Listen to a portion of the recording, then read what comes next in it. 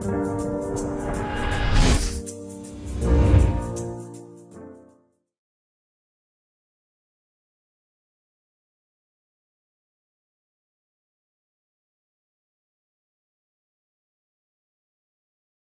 están todos? Muy buenas tardes.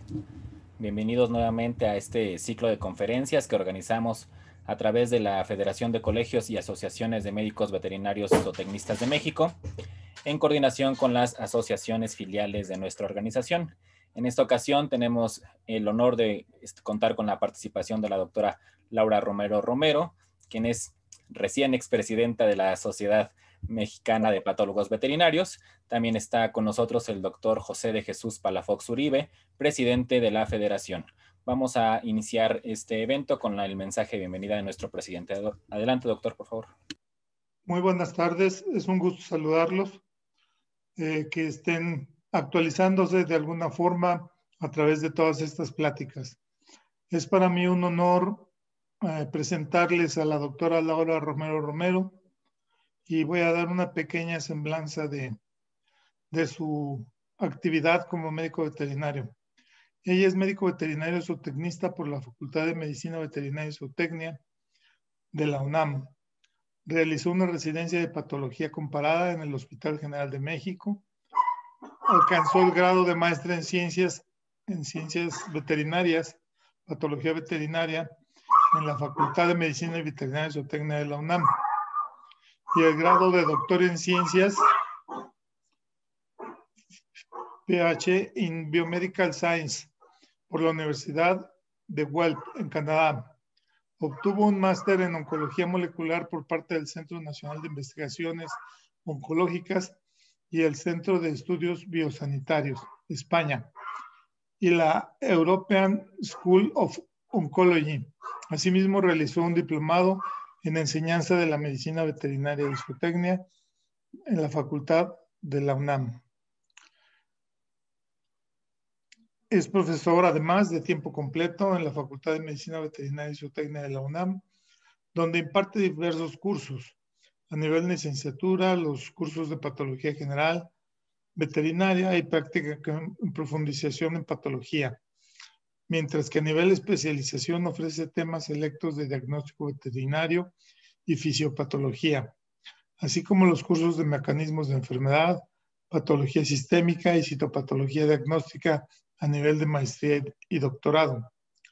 Sus áreas de interés en investigación: la patología diagnóstica, la oncología veterinaria, la citología diagnóstica veterinaria, la patología molecular y educación veterinaria. Además, en los que ha graduado a más de 30 alumnos de licenciatura y posgrado.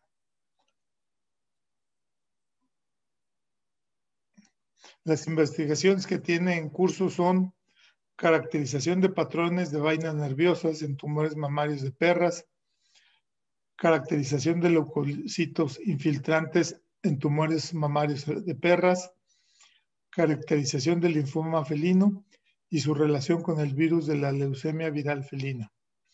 Pertenece a la Sociedad Mexicana de Patólogos Veterinarios AC desde 1992, la cual presidió también en el periodo 2018-2020.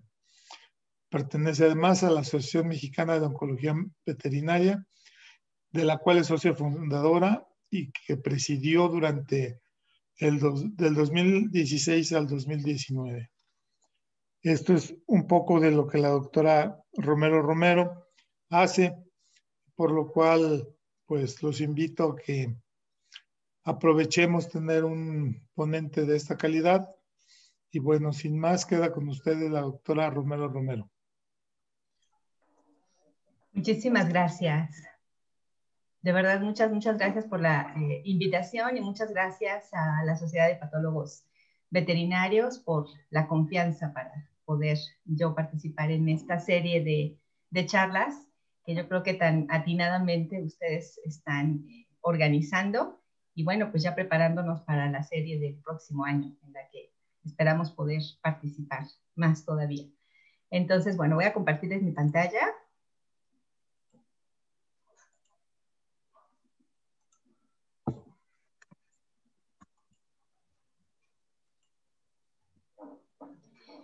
Y bueno, como comentaron, soy socia ya desde hace algunos años de la Sociedad Mexicana de Patólogos Veterinarios, la cual tuve el gran honor de presidir y recientemente acaba de terminar mi periodo como presidenta.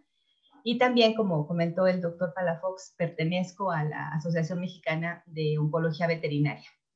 Y bueno, de verdad agradezco muchísimo a la Federación por la invitación. Y vamos a dar comienzo a el tema del que esta tarde les voy a platicar. Muchos, tanto patólogos, es decir, anatomopatólogos y patólogos clínicos, y por supuesto también clínicos, médicos clínicos, utilizan la citología como herramienta de diagnóstico. Y vamos a ver todas las bondades que tiene esta herramienta diagnóstica, pero también vamos a enfocarnos un poquito en las limitantes, ¿sí? Para no quedarnos con la idea, casarnos con la idea de que la citología nos va a resolver todos nuestros asuntos con el diagnóstico de algunas lesiones. Entonces, bueno, es muy importante siempre tener en mente esta parte. Entonces, vamos a hablar primero, vamos a dar una breve introducción acerca de lo que es la citología diagnóstica. Vamos también a tocar rápidamente la toma de muestras citológicas. Vamos a hablar de la utilidad que tiene esta herramienta diagnóstica. Vamos a hacer énfasis en cómo podemos diferenciar lesiones malignas de benignas. Y vamos a hablar un poco acerca de esto que les acabo de comentar ahorita, de que si bien es una excelente herramienta de diagnóstico, tiene limitantes y debemos siempre ser conscientes de ello. ¿Okay? Y eso lo vamos a revisar un poco en las conclusiones. Entonces, la citología diagnóstica siempre ha sido una herramienta de diagnóstico importante, pero yo creo que últimamente ha tomado muchísimo mayor peso, ¿sí? Se ha convertido realmente en una herramienta muy importante y muy frecuente en el arsenal de diagnóstico de los médicos veterinarios. Tan es así que muchos médicos en sus hospitales, en sus consultorios, la llevan a cabo. Entonces, bueno, yo creo que es muy importante mantenernos actualizados y pues utilizar esta herramienta diagnóstica con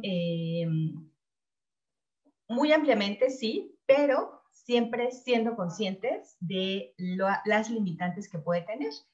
Y bueno, por supuesto, siempre estarnos actualizando.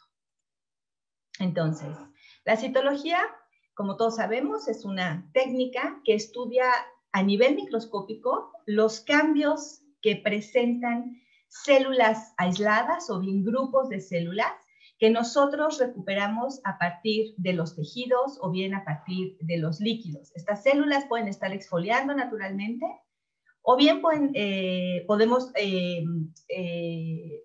tomar estas células a través de diferentes técnicas de toma de muestras para posteriormente colorearlas y poder revisar las características de este material con el fin de dar un diagnóstico. Pero, ¿cuándo debemos realizar citología?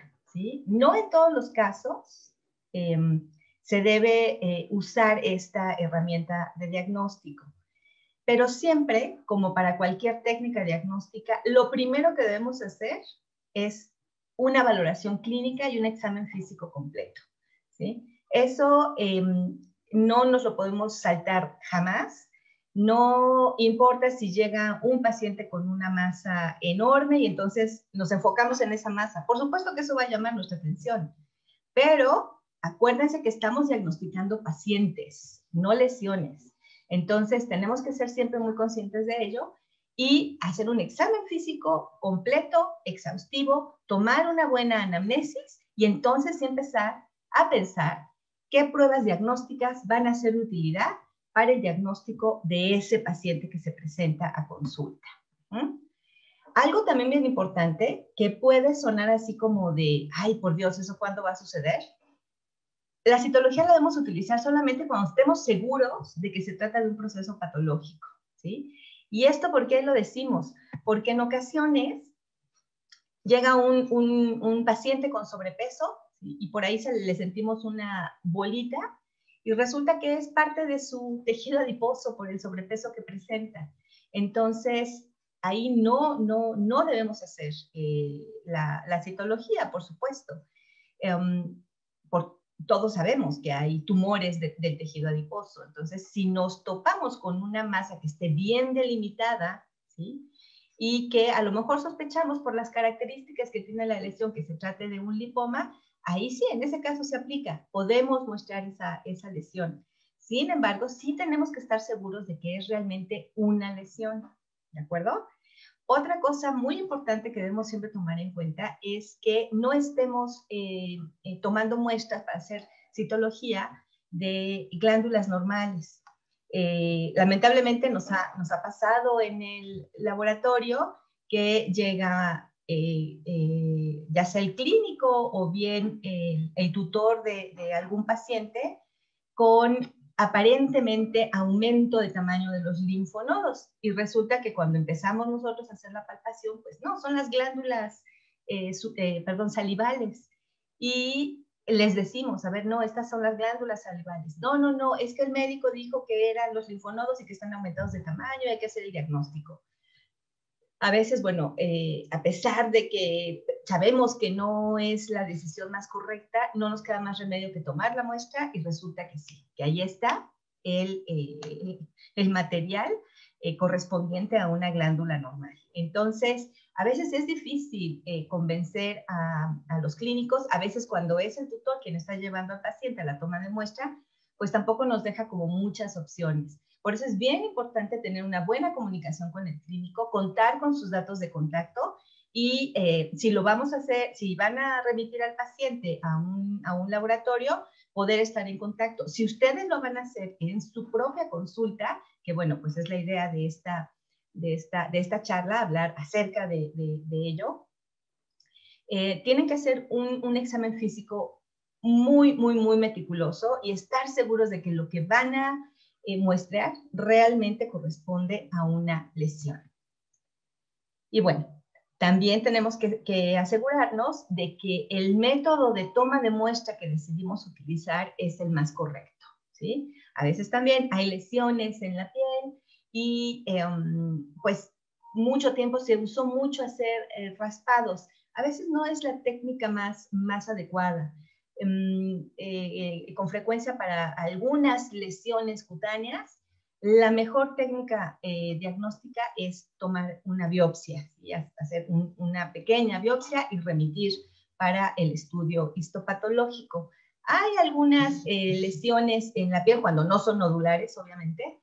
Estoy hablando de lesiones planas, alopécicas, etcétera, en las que a lo mejor si estamos sospechando de alguna alteración infecciosa o neoplásica, podría ayudar a hacer un raspado cutáneo. Pero generalmente se opta por hacer la biopsia y enviar para el estudio histopatológico, que es lo que funciona mucho mejor en esos casos. Entonces, es muy importante siempre tomar todas estas consideraciones antes de lanzarnos con nuestra aguja o con nuestro hisopo a tomar la muestra citológica, ¿de acuerdo? Entonces, bueno, todo lo que acabamos de comentar ahorita, es muy importante hacer un examen clínico exhaustivo, ¿sí? No hay que tener esta visión de túnel y nos encantan, lamentablemente, somos apasionados de la oncología y entonces lanzarnos inmediatamente al tumor. Es bien importante hacer el examen completo. Y con base en eso empezar a ver qué pruebas diagnósticas pueden ser de mayor utilidad para el diagnóstico de ese paciente. Entonces, otra cosa que no nos debemos brincar nunca son las pruebas de laboratorio. A veces sabemos que es complicado, que los recursos, de repente, los recursos económicos son limitantes para muchos de los tutores de nuestros pacientes, pero pues siempre hay que tratar de hacer todas las pruebas de laboratorio, todas las pruebas clínicas, hemograma, bioquímica, para poder tener un diagnóstico integral. Y por supuesto, dependiendo de la alteración con la que se presente el paciente y que hayamos nosotros podido detectar a través del examen físico completo, pues las placas de rayos X, también muy, muy importantes. El ultrasonido en algunos casos es importantísimo, a veces también es una vía para poder tomar una buena muestra citológica. Y algo muy, muy, muy importante, ¿sí? La citología nunca va a sustituir al estudio histopatológico, ¿sí? La histopatología siempre la vamos a tener que realizar, ¿de acuerdo? Siempre que extirpemos un tejido de un paciente, no importa de lo que estemos sospechando, tenemos que enviar ese tejido al estudio histopatológico, ¿sí? Es la única herramienta diagnóstica que nos va a decir realmente qué estaba sucediendo en ese tejido, ¿de acuerdo? Entonces, esa es una prueba que nunca debemos pasar por alto, ¿sí? También reconocemos que a veces es limitante la cuestión económica, pero en algunos hospitales, en algunos consultorios, por lo que han optado los médicos es por incluir el costo de la biopsia en todo el procedimiento quirúrgico. Entonces ya saben que tejido que quitan, tejido que envían al estudio histopatológico ya viene incluido, no tienen que discutirlo con el tutor, porque ya viene incluido en el costo de todo el procedimiento quirúrgico. Y algo muy importante, todas estas herramientas de diagnóstico, incluida la citología, recuerden que forman parte de un rompecabezas que es el que nos va a permitir hacer un diagnóstico definitivo y un diagnóstico integral de nuestro paciente. Y todo esto con el fin de poder implementar la terapia más apropiada para nuestro paciente. Y bueno, vamos a retomar un poquito acerca de la toma de muestras. Yo sé que todos ustedes, o casi todos ustedes, están como muy familiarizados con todo esto, ¿no? Con toda la toma de muestras. Sin embargo, bueno, pues vamos a recordar un poco acerca de la forma más adecuada de tomar las muestras para el estudio citológico. Definitivamente, la punción o aspiración con aguja delgada es como la técnica más utilizada, la técnica pues, que más se recomienda, ¿no? Para el estudio citológico. Sin embargo, bueno, no siempre se puede llevar a cabo y tenemos otras opciones para la toma de muestras que las vamos a ir revisando ahorita brevemente. Nada más es como un recordatorio.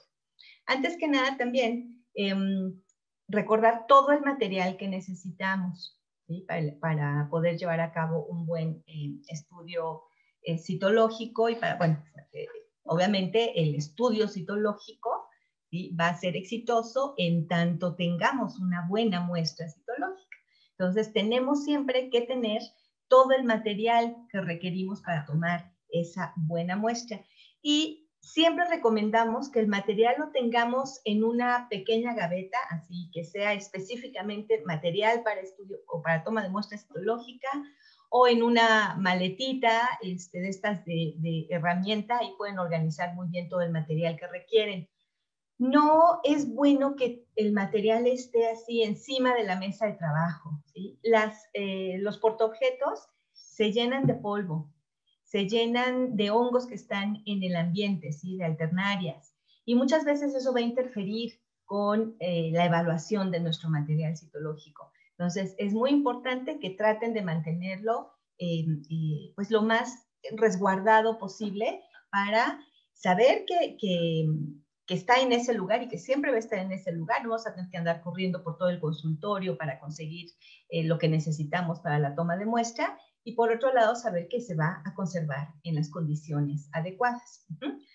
Y también siempre que utilizamos material, pues reponerlo, ¿de acuerdo? Entonces, ¿qué necesitamos? Necesitamos frasquitos para fijar nuestras muestras. Esto siempre y cuando vayamos a hacer diferentes tinciones. Normalmente para las tinciones que se utilizan de rutina, sobre todo en la consulta diaria, vamos a hacer una fijación en seco. Más adelante también lo vamos a revisar. Entonces, esto podría no ser tan necesario, pero más vale tenerlo en cuenta porque, por ejemplo, si queremos hacer una tinción de Gram, si estamos sospechando de la presencia de algún agente en el material que colectamos, pues sería importante que estuviera esas laminillas previamente fijadas.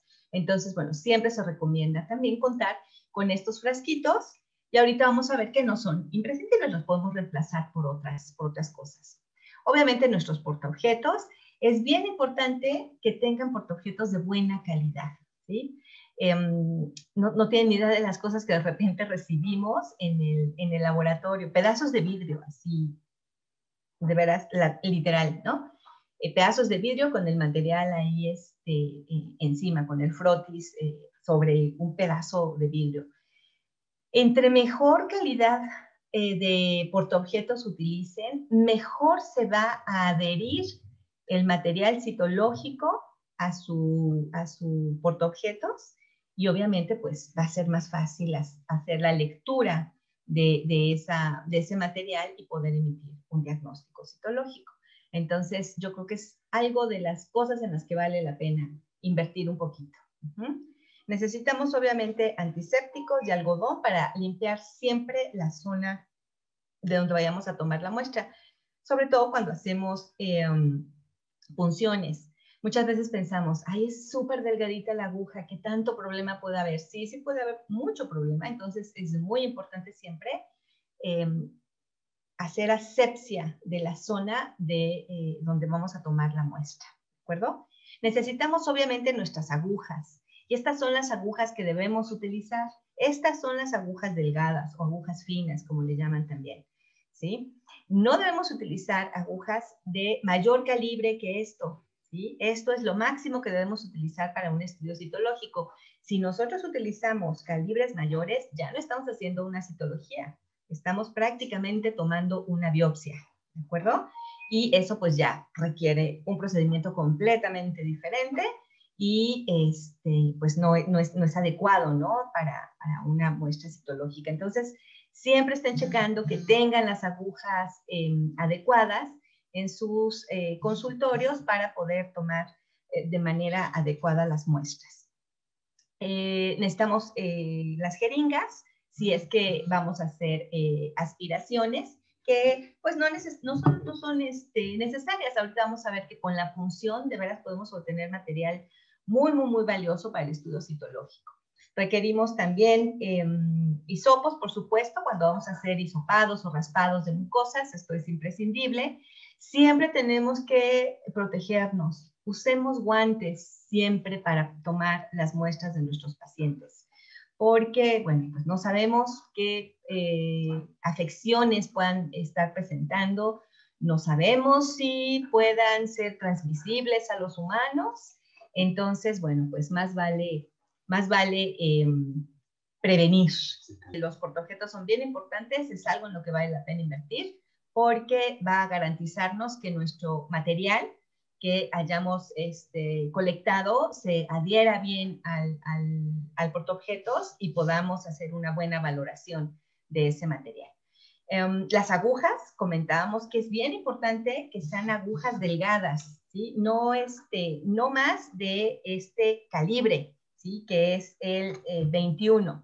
Si utilizamos agujas más gruesas, ya no estamos haciendo una toma de muestra para citología, estamos haciendo una toma de muestra para una biopsia. Entonces, eso es bien, bien importante. Y nosotros últimamente estamos utilizando mucho las agujas de insulina, ¿sí? Y siempre había como mucho escepticismo, no, son muy pequeñitas, ¿cómo? Bueno, el material que recuperamos con estas agujas es de verdad de muy buena calidad, con la ventaja de que difícilmente se va a contaminar con sangre, entonces conviene muchísimo hacerlo. Bueno, comentábamos también de tener antisépticos para poder limpiar muy bien la zona de donde vayamos a tomar la muestra, algodón, por supuesto. Otra de las cosas como sofisticadas con las que podríamos contar es un portajeringas o pistola de Cameco. Cuando vamos a hacer una aspiración, no nada más la punción, sino una aspiración con aguja delgada, conviene contar con este instrumento porque aquí vamos a montar la jeringa y nos va a permitir con una mano manipular la lesión que vamos a mostrar y con la otra poder hacer el aspirado. Ahorita vamos a ver una imagen. Y bueno, esto, si contamos con este portaobjetos, excelente, pero tampoco es imprescindible. Podemos perfectamente hacerlo. A lo mejor si necesitamos la ayuda de alguien para que nos sostenga la lesión bien y nosotros con las dos manos podamos detener la jeringa y poder hacer el aspirado, pero realmente no hay mayor complicación. Les recomiendo mucho también tener estos portaobjetos o estas pequeñas, ¿cómo decirlo? Como en estos, pues sí, son para portar las laminillas, serían como portalaminillas, porque el portaobjetos es esto, sino esto serían como las portalaminillas. Son de gran utilidad porque tienen como unas pequeñas líneas que permiten que no se junte una laminilla con la otra. Y encajan perfecto ahí las laminillas y esto permite que no se rompan. Una vez que tomamos la muestra, ustedes ya hicieron ahí su tinción, su observación, pero tienen muchas dudas, lo necesitan enviar al laboratorio de patología. En este tipo de objetos pueden enviarlos sin temor a que se les rompan. Hay estas otras que son como unos sobrecitos y también funcionan muy bien. Esto va a depender mucho del número de laminillas que vayan a enviar a su laboratorio de preferencia. Y comentaba también algo bien importante, siempre tenemos que protegernos, ¿sí? El uso de guantes es imprescindible porque pues esto nos va a evitar contaminarnos. No sabemos realmente con qué tipo de lesiones estamos lidiando, entonces es muy, muy importante siempre contar con la protección adecuada, ¿no? Bueno, ya ven lo que estamos viviendo actualmente. Entonces, esto siempre es recomendable. Bueno, entonces vamos a hablar acerca de la punción o aspiración con aguja delgada. Entonces, esto es lo que facilita el uso del portajeringas. Nosotros ponemos aquí la jeringa, ¿sí? Y con una mano estamos manipulando la lesión y con la otra podemos perfectamente hacer la punción y poder hacer el aspirado y poder estar haciendo presión negativa, ¿no? Sobre el émbolo para recuperar el material. Una de las cosas por las que dejé de utilizar, obviamente va a variar muchísimo, va a depender mucho del tipo de lesión. Hay lesiones que simplemente con la punción no se obtiene un material adecuado, las células son insuficientes. Cuando las lesiones son como muy fibrosas, difícilmente vamos a poder recuperar material solamente con el aspirado. Vamos a requerir en ese caso la aspiración. El problema también con la aspiración es que es muy fácil atravesar un vaso sanguíneo y en este trayecto, si hacemos justamente el aspirado en ese momento, pues se nos va a contaminar nuestra muestra con una gran cantidad de sangre. Digo, va a ser más difícil de valorar ese material, pero tampoco es imposible. Entonces, pues bueno, siempre está la opción del aspirado, va a depender un poco de la naturaleza de la lesión. Pero lo que nosotros recomendamos ya más actualmente es la punción, ¿sí? Simplemente hacer la punción de la lesión, igual metemos la aguja únicamente, ¿sí?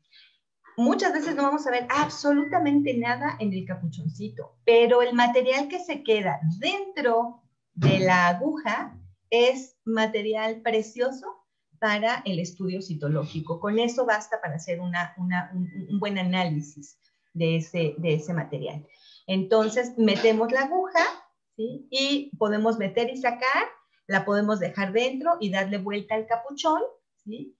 Pero algo súper importante, una vez que metemos la aguja a la lesión, no podemos cambiar la trayectoria de la aguja, ¿sí?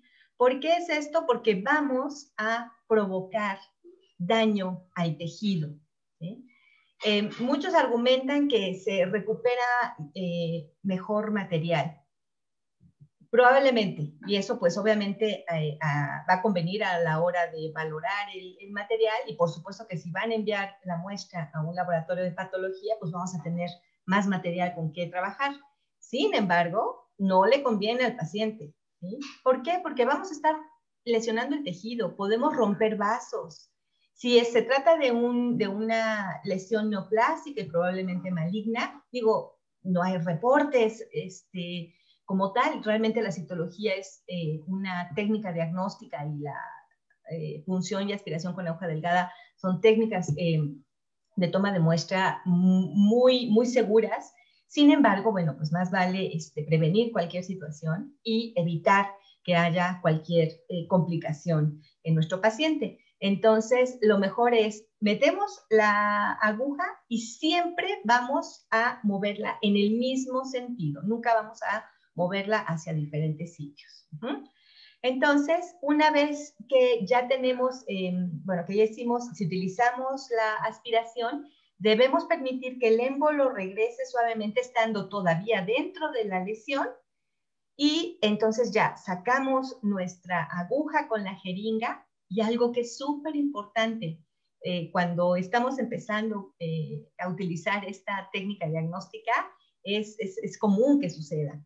Recuerden que mucho del material que es valioso para el diagnóstico se encuentra dentro de la luz de nuestra jeringa, ¿sí? Entonces, antes de que hagan ya que sacaron la aguja, ya que tienen fuera su jeringa con la aguja, no se olviden nunca de quitar la aguja, ¿sí? La desatornillan, entonces sí hacen hacia atrás el émbolo, vuelven a conectar la aguja, perdón, en su jeringa, y entonces sí, ya presionan para que todo el material pueda vertirse sobre el portaobjetos. Entonces, ahorita lo vamos a ver. Bueno, otra ventaja también de la aspiración con aguja delgada, que, bueno, no comenté ahorita, pero normalmente esta la vamos a utilizar para lesiones superficiales, ¿sí? Ya sea en la piel, en el tejido subcutáneo, los linfonodos. Uno de los sitios en donde se utilizó más por mucho tiempo fue la glándula mamaria. Cada vez en la práctica clínica se utiliza menos, porque sabemos que si es un tumor mamario, no importa si ahorita hago el diagnóstico citológico de un tumor benigno, sé que ese tumor lo tengo que quitar, siempre, ¿no? Yo sigo defendiendo hacer la citología porque, pues bueno, siempre va a ser de utilidad también de aprendizaje, ¿no? Para todos.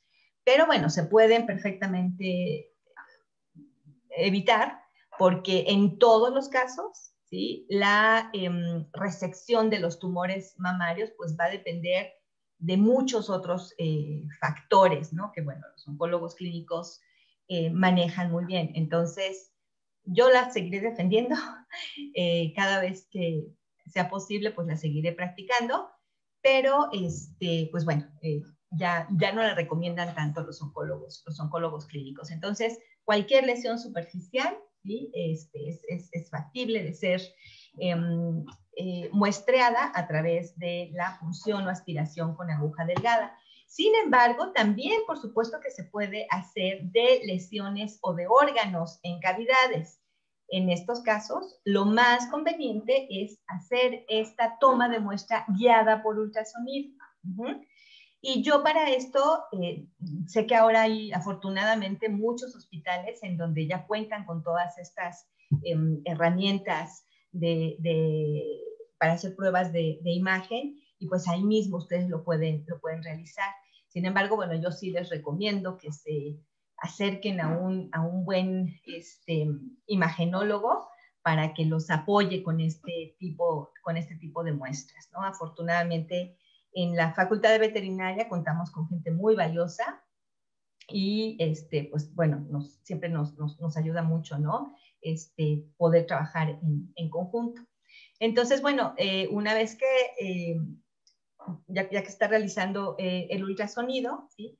Esto va a permitir definir muy bien en dónde está la lesión y entonces vamos a insertar nuestra aguja justamente, y además se va a ir viendo el trayecto de la aguja que vamos a insertar y vamos a estar seguros de que estamos muestreando realmente la lesión que queremos muestrar, ¿sí? Porque de otra manera, si lo hacemos a ciegas, nada más a través de palpación, que era algo que pues lamentablemente hace algunos años hacíamos con mucha frecuencia, pues a veces no estábamos seguros de haber muestreado la lesión que queríamos muestrear, ¿no? O la zona del órgano en donde estábamos viendo esos cambios a través del ultrasonido o bien en una placa radiográfica. Entonces, bueno, es una enorme ventaja contar con el ultrasonido para poder hacer las funciones o perdón, en este caso las aspiraciones con aguja delgada a través del ultrasonido, guiadas por el ultrasonido. Entonces, esto es lo que les comentaba hace ratito, ¿sí? Una vez que sacaron ya la aguja con la jeringa de la lesión, tienen que quitar cuando hayan hecho aspiración. Si solamente fue la punción, pues obviamente no es necesario. Entonces, conectan ya la aguja a la jeringa una vez que hayan primero hecho el émbolo hasta atrás. Entonces, conectan la aguja a su jeringa y entonces sí, depositan el material sobre el portaobjetos, ¿sale? En todos los casos, por más que pensemos, ay, es muy poquito, lo voy a dejar así el material, no. Siempre tenemos que hacer el frotis, ¿sí? Y para el frotis, pues también dependiendo mucho de la cantidad de material que hayamos recuperado, pues pueden hacerlo como se sientan ustedes más cómodos, ¿no? Una de las formas que a mí me acomoda más son los frotis en squash, o bien poner una laminilla sobre otra en el mismo nivel y deslizarla sin hacer nunca presión. Nada más se pone una encima de la otra y se desliza. Y a mí me gusta porque normalmente en estos casos terminas con dos frotis que pueden ser de buena calidad. Y bueno, si el material es un poquito más acuoso, podemos utilizar estos frotis terminales. Y con cualquier técnica con la que se sientan más cómodos, esto también pues con la práctica van a ir definiendo qué es lo que les funciona mejor y ustedes mismos con el material que recuperen pues van a ir viendo qué tipo de frotis les conviene confeccionar dependiendo de ese material. Y aquí tenemos justamente la razón por la que siempre debemos extender nuestro material. Ajá. Si no extendemos nuestro material, podemos encontrarnos con estas cosas, ¿sale? Entonces aquí seguramente bien orgullosos dicen, ay, tengo muchísimo material, lo voy a enviar al laboratorio para que hagan el diagnóstico. Y resulta que pues no se ve absolutamente nada. Una vez que lo teñimos, todo el material quedó depositado en un solo sitio porque no se realizó el frotis. Y vean, ¿no? Estos masacotes, ¿no? De células y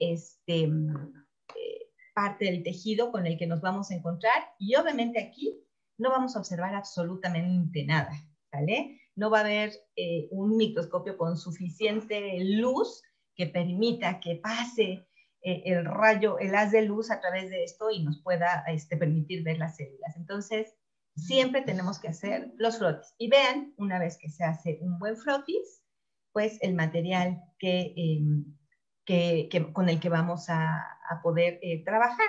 Y obviamente aquí, pues obviamente vamos a poder revisar muy bien todas las características citológicas de la lesión que hayamos muestreado, ¿no? De las células que están constituyendo esa lesión. Entonces, bien importante siempre hacer el frotis. El raspado que comentábamos hace un momento, realmente no lo recomendamos mucho, ¿sí? No siempre vamos a obtener material adecuado para poder hacer el diagnóstico. Vamos a lastimar más la piel en el sitio donde tomemos la muestra, porque ahorita vamos a ver qué es lo que tenemos que hacer. y muchas veces no vamos a poder dar mucha información. Entonces, lo más recomendable, dependiendo del tipo de lesión, dependiendo de la enfermedad de la que estemos sospechando, es más recomendable hacer una biopsia y remitir el material para el estudio citológico. Entonces, ¿qué es lo que tenemos que hacer?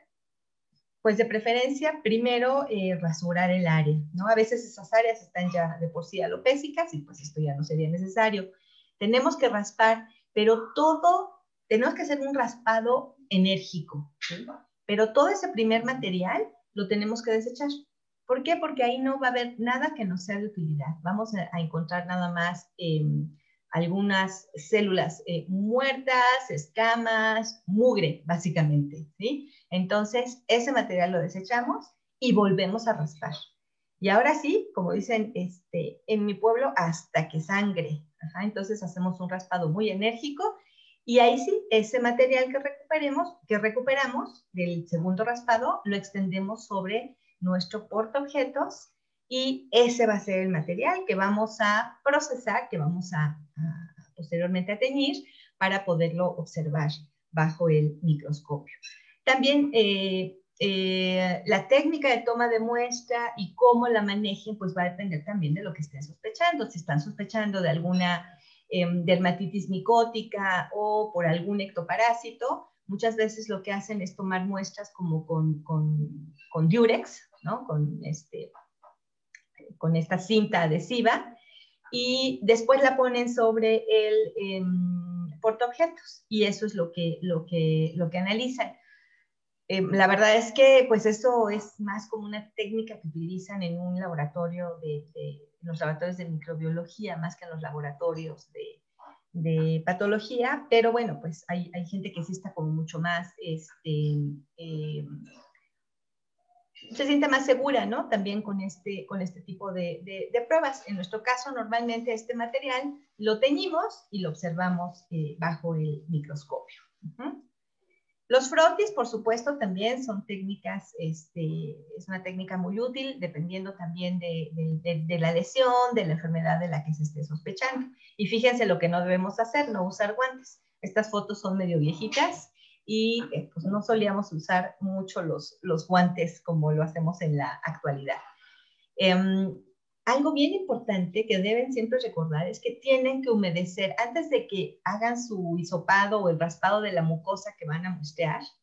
Tienen que humedecer el hisopo. Imagínense este algodón seco raspando la mucosa, sobre todo en este caso, ¿no? La mucosa conjuntival. Imagínense la molestia que le provocamos a este pobre paciente. Entonces, siempre lo debemos humedecer, ¿sí? Y entonces, ya que está humedecido con cualquier solución estéril, bueno, no cualquiera, o sea, tiene que ser agua o alguna solución de ese tipo, ya podemos realizar el frotis de la mucosa y extendemos nuevamente nuestro material sobre los portaobjetos. Hay algunas personas que les gusta la técnica de rodarlo, a otras preferimos hacer como el extendido. Es muy importante también cuidar que no ejerzan presión sobre el portaobjetos. O sea, su hisopo lo van a rodar o lo van a extender muy suavemente sobre su portaobjetos. Si hacen presión, van a romper a las células, ¿sí? Las van a deformar y entonces ya ese material no va a ser útil para el diagnóstico. Eso es algo importante que siempre deben tomar en cuenta.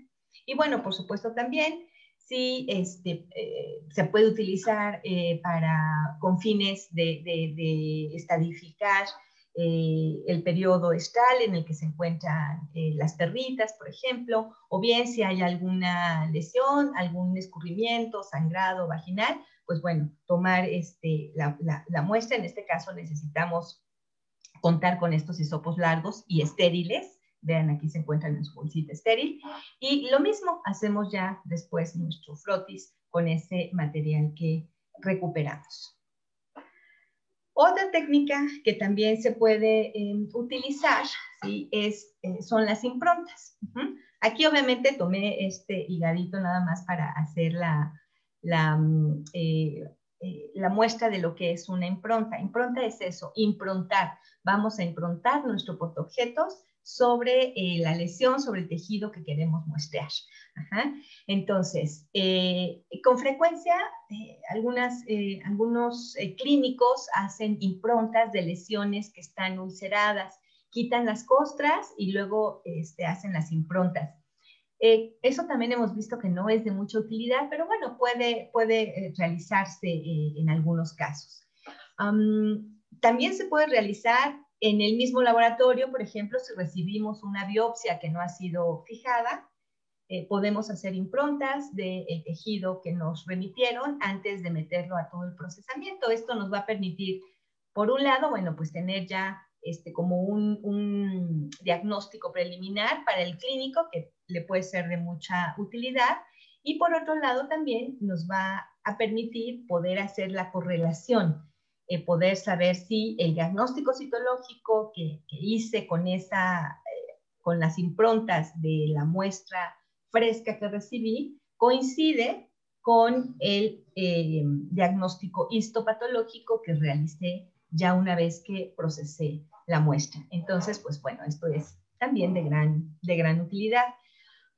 También se ha utilizado, los reportes que hay al respecto no son muy favorecedores, pero también se ha utilizado en procedimientos transquirúrgicos para aparentemente saber si hay o no células neoplásicas en el borde quirúrgico.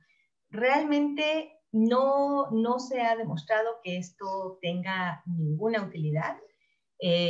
Para eso requerimos necesariamente, ¿sí?, la biopsia completa y el marcaje de los bordes quirúrgicos, ¿sí?, con el fin de saber si realmente hay o no células en el borde o cercanos al borde. Entonces, no es muy recomendable. Por ahí de repente hay algunas personas que todavía defienden este procedimiento, pero pues bueno, nosotros no le hemos encontrado gran utilidad, y los reportes que hay pues son muy inconsistentes. Y bueno, no debemos olvidar que también a partir de líquidos, ¿sí?, de diferentes líquidos corporales, se puede también hacer el estudio citológico. Y bueno, esta es toda otra historia, ¿sí?, otro mundo. Es muy importante recordar que cuando recuperamos un líquido, ya sea una efusión de alguna cavidad, o bien líquido cefalorraquídeo, o líquido articular, porque hay alguna lesión en las articulaciones de nuestro paciente. Todos estos líquidos, además del estudio citológico, requieren también un estudio físico-químico, ¿sí?, dependiendo de lo que hayan encontrado en las pruebas de laboratorio, hemograma, bioquímica, de cómo se encuentre el paciente, de cuáles sean sus diagnósticos presuntivos, de las características de ese líquido, ¿sí?, va a ser las pruebas bioquímicas que se podrían realizar en ese líquido. Eso pues va a depender mucho de todos estos factores, pero es bien importante siempre recordar que a partir de los líquidos, sí, por supuesto, es importante hacer el estudio citológico, pero no debemos olvidarnos del estudio físico-químico, ¿de acuerdo? Y ese muchas veces no lo vamos a poder realizar en el consultorio. Entonces vamos a tener que remitir nuestro líquido a el laboratorio de patología. Y es muy importante también que se ponga toda la información. A lo mejor recuperamos, no sé, 500 mililitros de líquido, pero no tenemos cómo enviarlo, no había un contenedor adecuado para poderlo remitir al laboratorio, y solo enviamos un poquito. Bueno, es muy importante que se especifique la cantidad de líquido que se sacó, ya sea de la cavidad abdominal o de la cavidad torácica. Eso es bien importante, ¿sí? Entonces, bueno, podemos llegar a toparnos con diferentes tipos de líquidos, y esto pues también nos va a indicar mucho el probable origen de la formación, de la acumulación de ese líquido, y también, por supuesto, pues nos va a orientar al tipo de pruebas que debamos realizar. Entonces, podemos tener líquidos muy, muy, muy claritos que normalmente van a estar asociados a insuficiencias cardíacas o pues el desarrollo de una efusión por un aumento en la presión hidrostática o una disminución en la presión coloidosmótica. Normalmente va a ser ese el origen. Y realmente es muy difícil verlos así de claros. Esto es extremadamente raro, pero bueno, sí van a ser líquidos translúcidos. Es más común, por ejemplo, tener líquidos de esta naturaleza, con este color pajizo, ¿sí? Y esto nos puede estar indicando que hay algo de inflamación, porque aquí seguramente vamos a encontrar alguna concentración de proteínas. Y aquí sí es bien importante descartar por qué se está presentando este líquido, cuál es el origen de la acumulación de ese líquido en la cavidad, y podría estar asociado ya sea a un proceso inflamatorio, que normalmente sería un proceso agudo, o bien a la presencia de alguna neoplasia, ¿sí?, que está induciendo la formación de esta efusión. Cuando nos topamos con líquidos de esta naturaleza, cuando son líquidos hemorrágicos, pues bueno, es bien importante descartar que no haya la ruptura de alguna víscera, ¿sí?, que haya una hemorragia por ruptura de algún órgano interno. Entonces eso es bien, bien importante. Tenemos que descartar que haya habido o no traumatismos. A veces no es tan claro si hubo un traumatismo, pero de repente nos dicen, bueno, es que se escapó, ¿no?, el perro o el gato y anduvo extraviado o anduvo de vago varias horas. Entonces, a lo mejor ahí pudo haber algún evento físico traumático del que no estamos conscientes, pero que debemos siempre tomar en cuenta. Este tipo de líquidos, bueno, por supuesto que se pueden presentar también en otras, pueden tener otros orígenes, puede haber otras afecciones. Las neoplasias también, ¿no?, dependiendo también del tipo de tumor, pueden estar induciendo el desarrollo de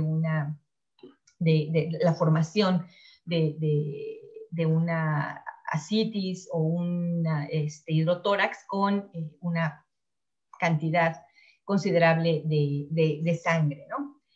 Podemos tener también líquidos con este aspecto lechoso. A veces son medio rositas. Esto puede variar un poco, pero pues bueno, siempre va a haber aquí, siempre va a ser necesario, ¿sí?, descartar que no se trate de un quilotórax, ¿sí?, o de un líquido quiloso en la cavidad abdominal, de una ascitis quilosa. Y esto puede presentarse cuando hay ruptura de conductos linfáticos, ¿sí? Entonces, el aspecto que vamos a observar es muy, muy, muy característico, ¿sí? También es necesario realizar ciertas pruebas a este tipo de líquido. O sea, el hecho de que tenga este aspecto lechoso no es, por decirlo, patognomónico, ¿de acuerdo? Es necesario siempre hacer las pruebas físicas y químicas de ese material, de ese líquido, para poder asegurar que se trata, ¿sí?, y bueno, por supuesto también el estudio citológico, que se trata de un quilotórax o de una ascitis quilosa. Entonces, no nos podemos brincar esas otras pruebas. De entrada, en el consultorio, en el hospital, podemos tomar una muestra, hacer un frotis, ¿no? Si contamos con una centrífuga, tomar una parte de ese líquido y centrifugar, hacer nuestro botoncito y hacer nuestros frotis. Pero el resto de las pruebas normalmente van a tener que ser realizadas en un laboratorio de patología, ¿sí?, de patología clínica, y es muy importante que se lleven a cabo, ¿sí?, para poder realmente hacer un diagnóstico adecuado. Entonces, bueno, puede utilizarse dependiendo también de la naturaleza de ese líquido. Por ejemplo, en líquidos como nada más con meter un hisopo y hacer nuestro frotis, pues obviamente vamos a tener muchísimas células. Pero líquidos que son más claros, en donde evidentemente hay una menor celularidad, pues sí es súper importante hacer la centrifugación para poder hacer el botón, y el estudio citológico hacerlo a partir de las células que quedaron en ese botón celular. Entonces podemos hacer la centrifugación normal, vamos a decantar todo el sobrenadante, y a partir del material que queda en el fondo, vamos a realizar, vamos a poner una gotita en el portaobjetos portaobjetos y vamos a realizar nuestros frotis. O bien también con un hisopo podemos tomar este material y extenderlo sobre nuestro portaobjetos. Posteriormente, ya que tengamos ese material, ya hemos hecho el frotis de nuestro material, pues entonces lo vamos a teñir, ¿sí? Es muy, muy, muy importante siempre la coloración de estos materiales para poder hacer una valoración adecuada de las células. Y bueno, es muy raro que en algún laboratorio de patología se cuente con una citocentrífuga, pero en esos líquidos que mostraba que son muy claritos, que son translúcidos, que nos habla que no hay una cantidad muy elevada de células, a veces sí nos ayuda muchísimo contar con una citocentrífuga porque nos permite, ¿sí? Tiene unos contenedores especiales, se utilizan unos filtros y en estos contenedores se pone el material y el filtro absorbe todo el líquido y a través de este hoyito acá abajo se encuentra el portaobjetos y a través de este hoyito, ¿sí? Van a quedar pegadas en el portaobjetos todas las celulitas, de tal manera que vamos a tener una muestra citológica ya para observar bajo el microscopio de esta naturaleza. Aquí están concentradas todas nuestras células. Entonces no tendríamos que estar revisando toda una laminilla en busca de una que otra celulita que va a estar por ahí extraviada. Digo, en este caso es obvio que sí hay más material, pero a veces es tan claro que no sabemos si realmente hay o no células en ese líquido. Entonces, si hacemos un botón a través de una citocentrífuga, pues va a ser muchísimo, muchísimo más fácil de evaluar ese material. Y bueno, por último, una parte también muy importante de la toma de muestra y del manejo de esas muestras es la fijación, ¿sí? Es muy, muy importante fijar adecuadamente las células que recuperamos de los tejidos que estamos muestreando, porque esto nos va a garantizar que se conserven adecuadamente y que podamos hacer una valoración adecuada de ese material. Podemos hacer fijación húmeda, ¿sí? O bien fijación seca. Esto va a depender mucho del tipo de tinción que posteriormente vamos a realizar. Casi siempre utilizamos, sobre todo en el consultorio, utilizamos la fijación seca. ¿Por qué? Porque casi siempre vamos a tener acceso ahí a tinciones hemáticas, ¿no? Tinciones tipo Romanowsky, como el Diffquick, el Wright, esas tinciones pues no faltan, ¿no? En el consultorio. Entonces, normalmente va a ser el tipo de fijación que vamos a utilizar. Y cuando hablamos de una fijación seca, hablamos de veras secar el material, ¿sí? Muchas veces hacemos el frotis y mientras hacemos otra cosa lo dejamos ahí encima de la mesa y esperamos a que por arte de magia se seque. No, tenemos que agitar la laminilla o bien si tenemos una secadora o un abanico, echarle aire para que se seque ese material hasta que veamos que queda una película únicamente, ya vemos una película que cubre nuestro portaobjetos. Eso nos indica que ya está seco el material y que entonces ya está fijado, ¿sí? Ese material que nosotros colectamos. Pensamos muchas veces que, bueno, el primer reactivo que utilizamos en estas tinciones rápidas es un fijador. Ok, sí, ese fijador es importante y tampoco nos lo podemos saltar. Pero eso no sustituye a la fijación al aire. Eso lo tenemos que hacer siempre. Sí nos tiene que quedar como bien claro que es necesario hacer esta fijación al aire. Y en el caso de la fijación húmeda, normalmente se utiliza cuando se van a hacer otro tipo de tinciones. En la citología diagnóstica en medicina humana siempre utilizan la tinción de Papa Nicolau para cualquier tipo de lesión. Y por supuesto que también se utilizan las tinciones de Wright y muchas otras tinciones. Pero la tinción de Papa Nicolau siempre se utiliza. En el laboratorio, en el departamento de patología, pues es una tinción que tenemos montada y que hemos utilizado siempre. Entonces, muchos, los que somos más viejitos, pues nos hemos acostumbrado a esa a esa tinción y pues nos sentimos muy cómodos observando material con esa coloración. No es que una sea mejor que la otra, simplemente pues a veces tenemos más entrenamiento para observar diferentes características en nuestro material con una o con otra tinción. Entonces, bueno, yo me siento muy, muy cómoda viendo material con la tinción de Papa Nicolau.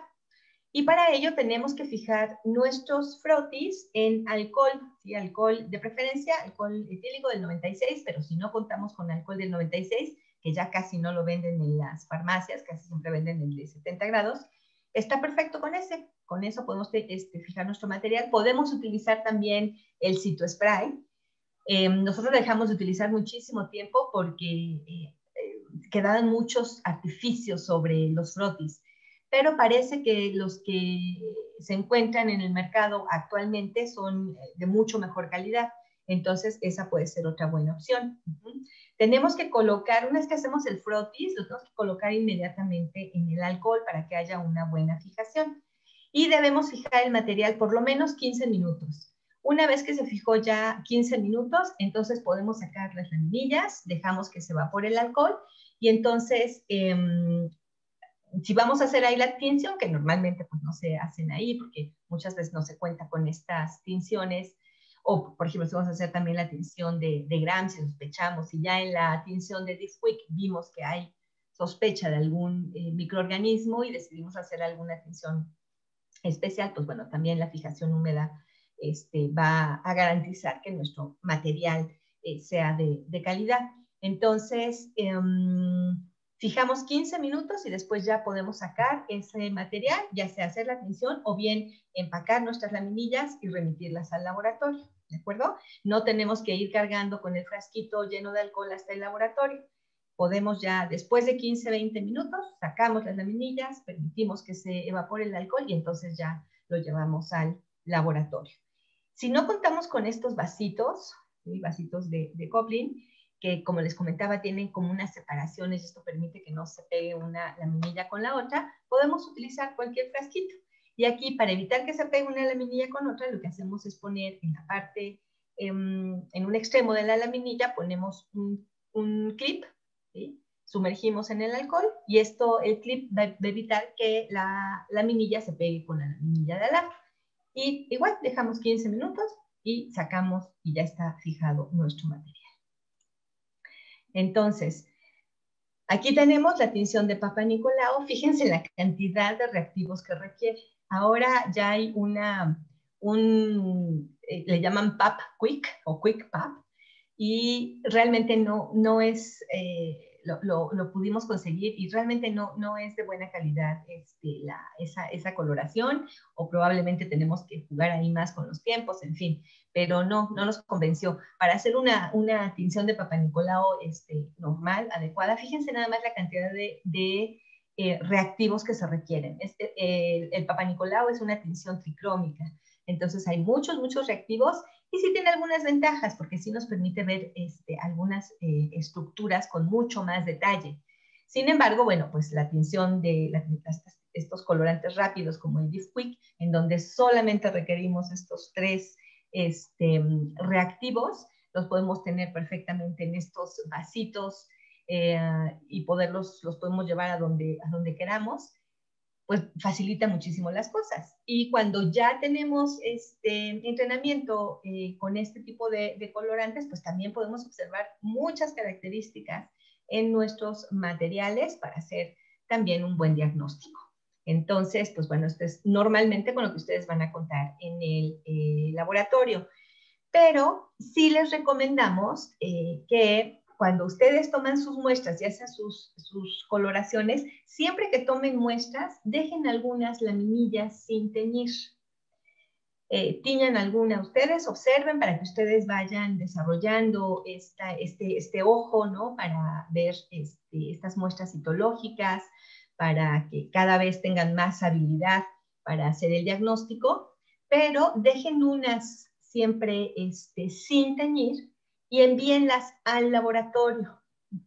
Y esto les va a ayudar muchísimo, porque van ustedes a poder comparar el diagnóstico que ustedes hicieron en el consultorio con ese material, con el diagnóstico que les envíe el patólogo o el patólogo clínico del laboratorio.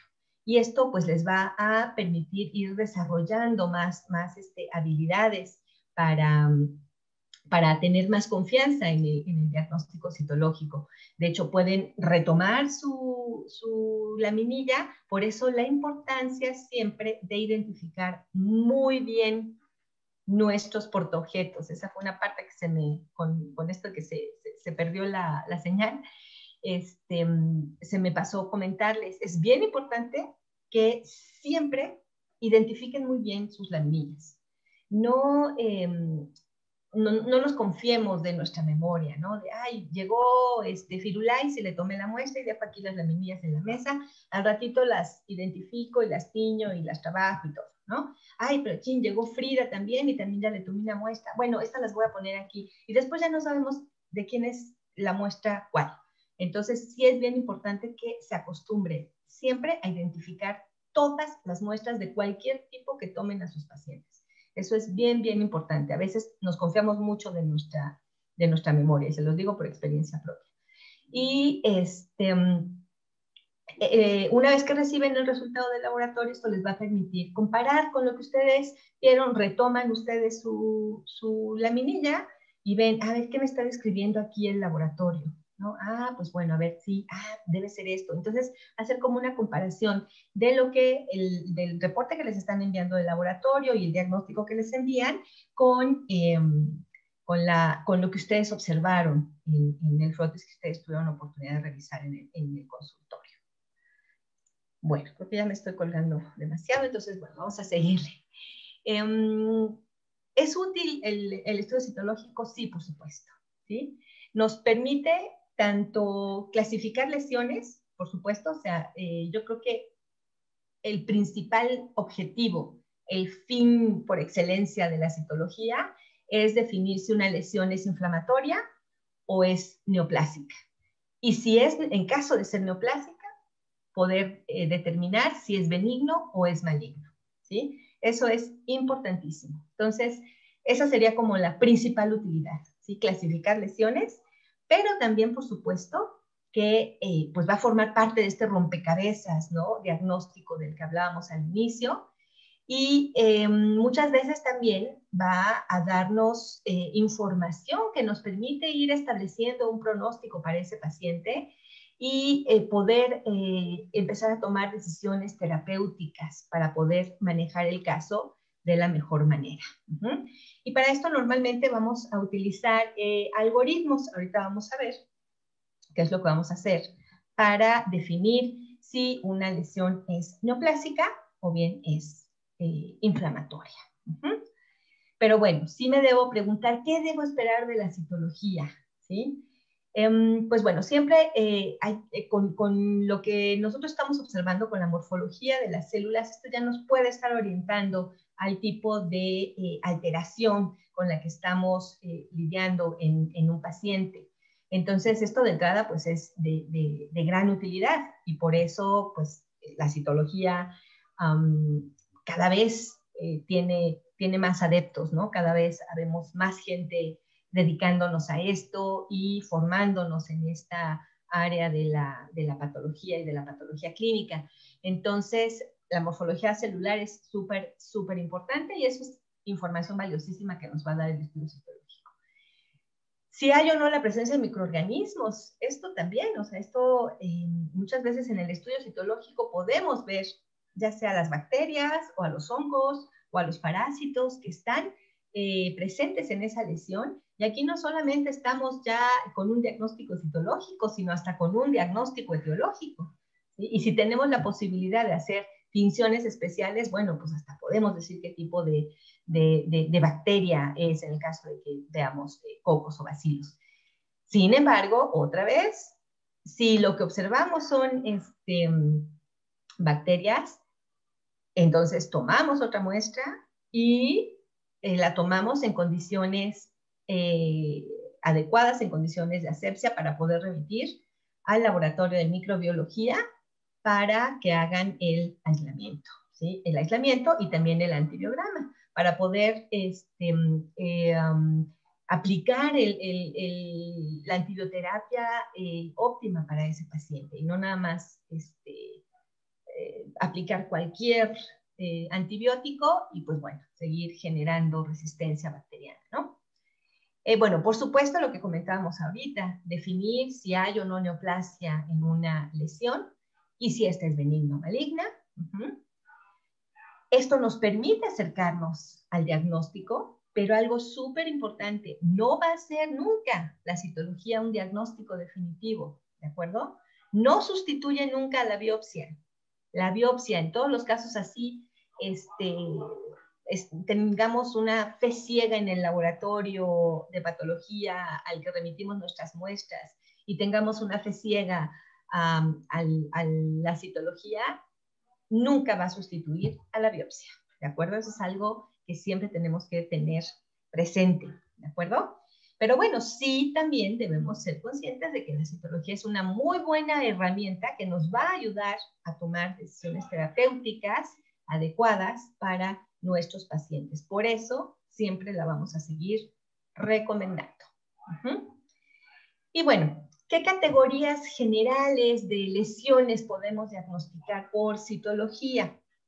Como comentábamos ahorita, la principal función de la citología es poder definir si una lesión es inflamatoria o es neoplásica. Ya de entrada eso es de gran utilidad. Pero en ocasiones no son ni inflamación ni neoplasia.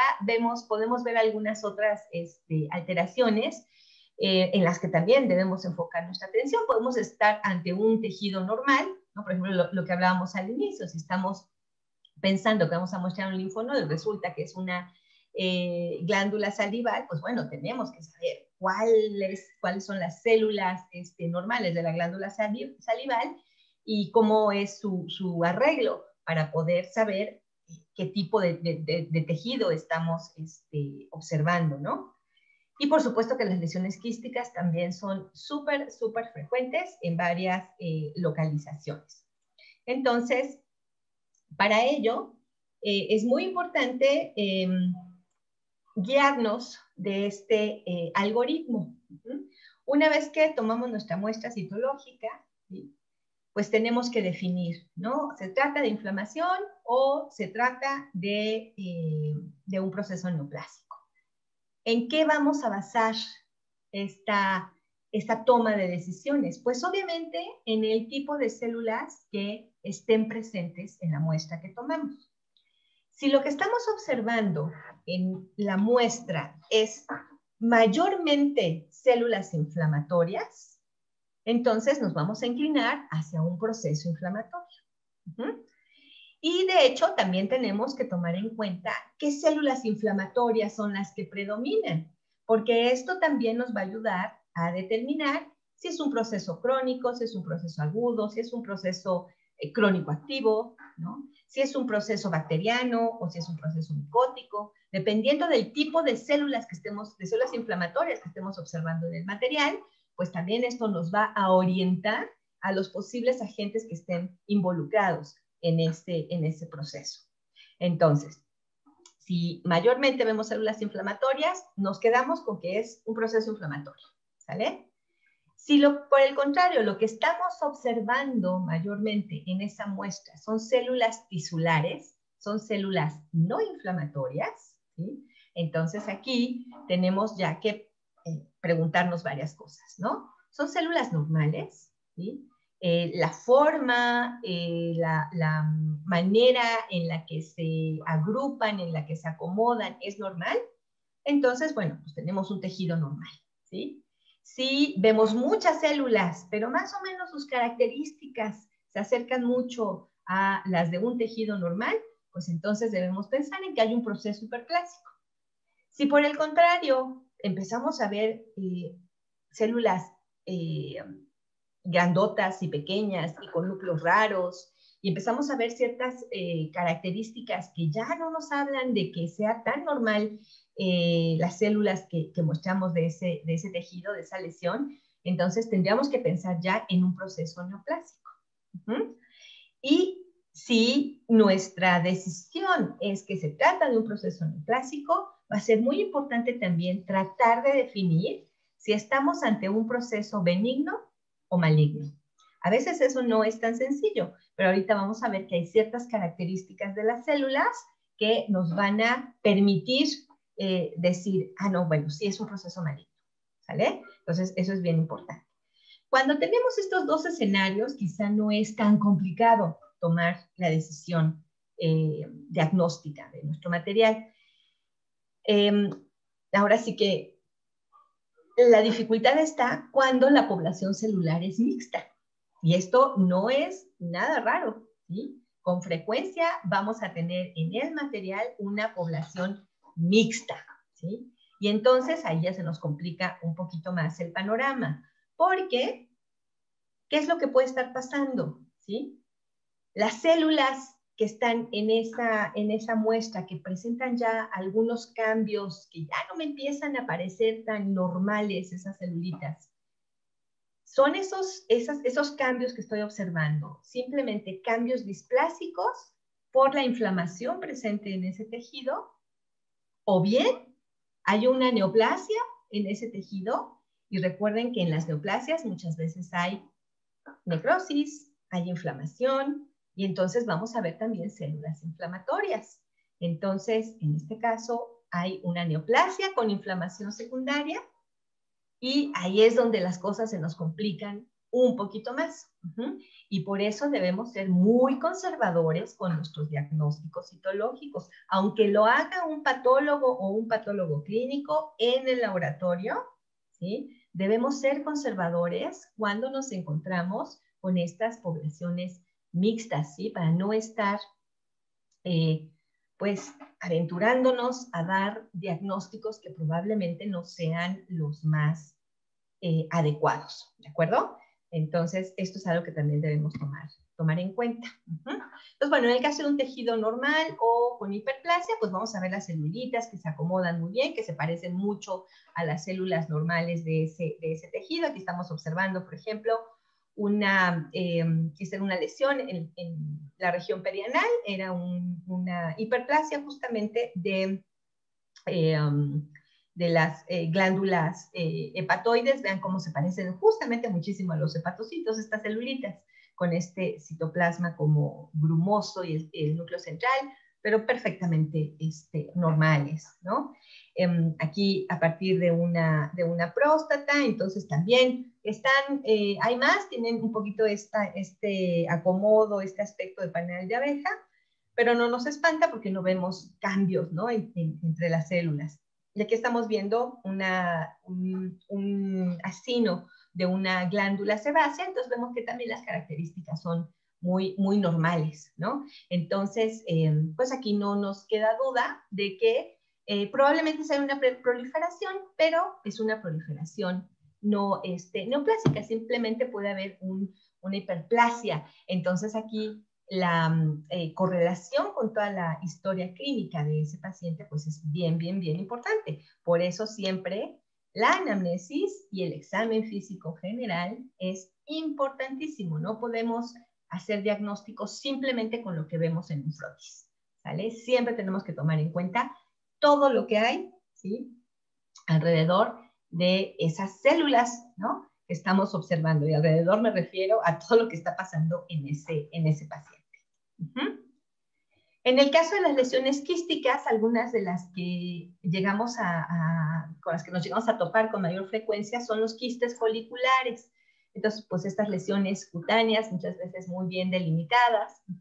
Y cuando hacemos la punción, casi siempre desde que recuperamos el material, vamos a ver que es un material como pastoso, muchas veces maloliente, y cuando lo extendemos sobre el portaobjetos, bueno, ya estamos seguros, ¿no?, prácticamente que se trata de un quiste folicular.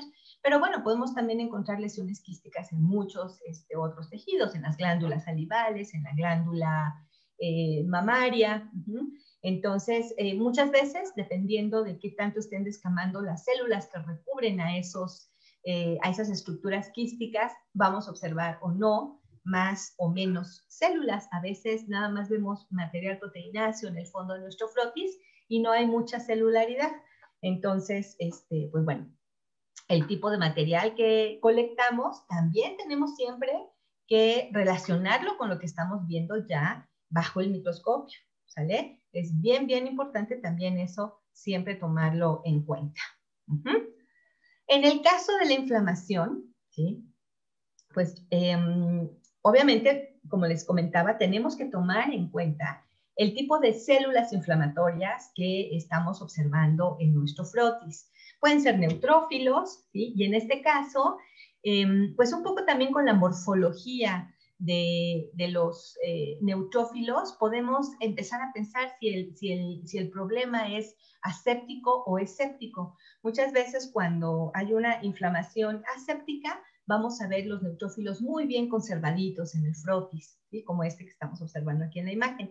A veces vamos, si el problema ya es séptico, si hay microorganismos involucrados, muchas veces vamos a observar esos neutrófilos ya con cambios degenerativos. Y en ocasiones, en esta foto no se alcanza a observar muy bien, vamos a poder observar dentro de las células, de estas células fagocíticas de los neutrófilos, a los microorganismos. Aquí estamos observando unos bacilos.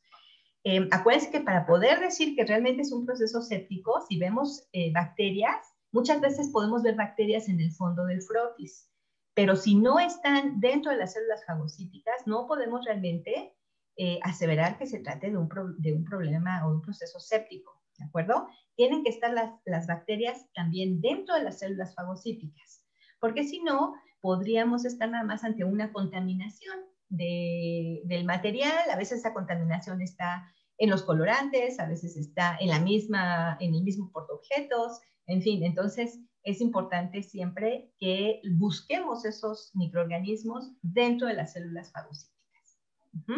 Además de una inflamación neutrofílica, podríamos tener una lesión de tipo histiocítico, que podría ser granulomatosa o piogranulomatosa, dependiendo de la población que se encuentre en todo el material que recuperamos. Y esto pues obviamente nos habla de un proceso crónico, sí, que puede estar asociado a, bueno, una de las cosas principales que tendríamos que descartar es la presencia de micobacterias, ¿sí? Si vemos también, aquí no vamos a ver los bacilos como tal, pero sí vamos a ver como unas vacuolitas vacías dentro de los macrófagos. Esto nos tiene inmediatamente que llevar a realizar tinciones especiales como las de Sil-Nielsen para poder asegurarnos de que no hay micobacterias involucradas en esa lesión. Podemos ver también de este tipo de lesiones asociadas a hongos. Podemos hacer una tinción de Paz para descartar, o bien la presencia de cuerpos extraños. Cuando vemos que hay macrófagos y células gigantes multinucleadas, pero además hay neutrófilos, casi siempre esta lesión va a estar asociada a un cuerpo extraño. Y esto es común, por ejemplo, verlo en los quistes foliculares. La queratina que se acumula en el quiste, y si este quiste posteriormente se rompe, va a generar una reacción a cuerpo extraño. Entonces, podemos llegar a observar este tipo de infiltrado en estas lesiones. Podemos observar también principalmente eosinófilos, y esto pues nos va a hablar de que puede haber un proceso asociado a parásitos. En algunas micosis también hay una buena población de eosinófilos. Acuérdense que en los mastocitomas es común también encontrar eosinófilos, pero bueno, en este caso pues también tenemos que estar observando a los mastocitos. Entonces pues sí lo podríamos más o menos como descartar.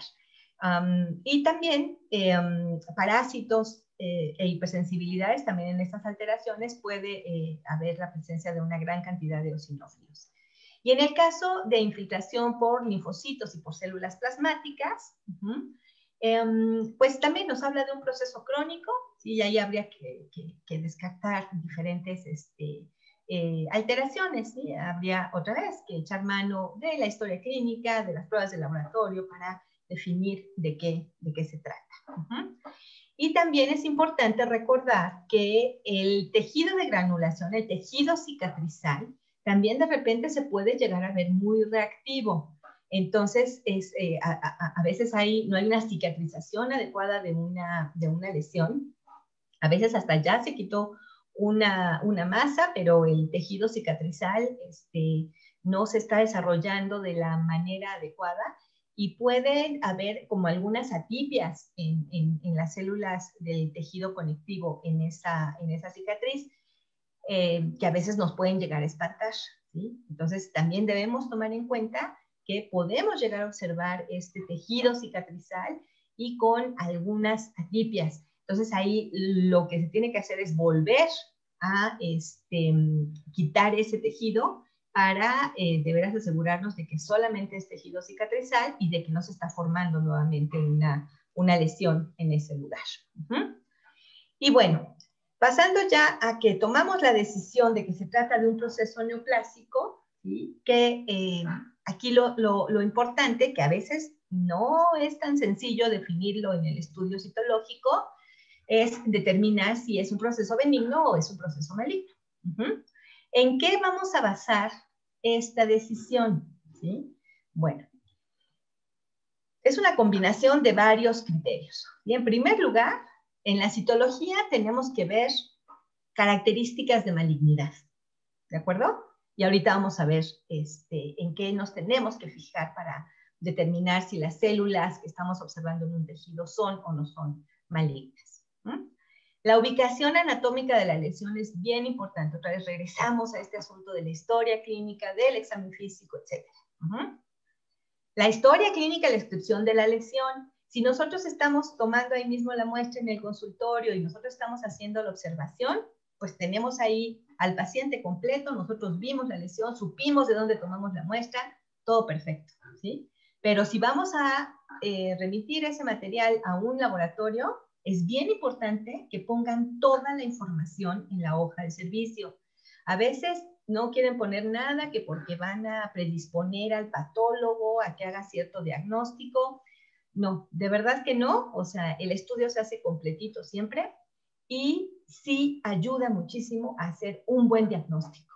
Si ustedes quieren tener un buen diagnóstico, tienen que dar buena información clínica al laboratorio al que están remitiendo sus muestras.